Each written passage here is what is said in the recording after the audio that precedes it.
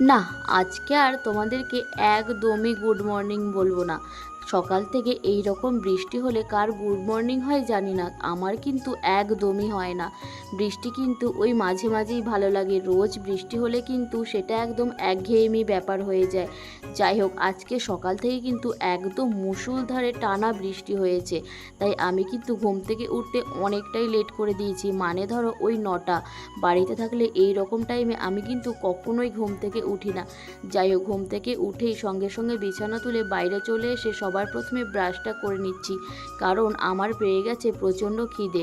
আর আজকের কিন্তু ব্রেকফাস্টে ছিল একটা রুটি আর তার সাথে ছিল একটু ডিম ভাজা। আর এই ডিম ভাজা আর রুটির কম্বিনেশন কিন্তু দারুণ লাগে। মেসে থাকলে কিন্তু এই রকম খাবার প্রায়ই খাওয়া হয়। ওই যে তোমাদেরকে আগেই বললাম আজকে দেরি করে উঠেছি, তাই কিন্তু খেয়ে দিয়ে কিছু কাজ সেরে আবারও দুপুরে স্নান করে নিয়েছি। এরপর কিন্তু দুপুরের লাঞ্চটা শেয়ার করছি। আজকে ছিল পটল ভাজা, আর সাথে ছিল ঘি করলা ভাজা, আর সাথে ছিল মাছের ঝোল।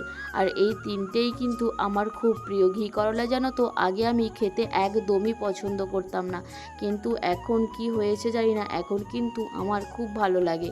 যাই হোক, সন্ধেবেলায় আবারও খেয়েছিলাম মোমো। আজকে কিন্তু এটা হোয়াটাই ইটিনে ডে না ব্লগ সেটা তোমরা একদমই ধরতে পারবে না।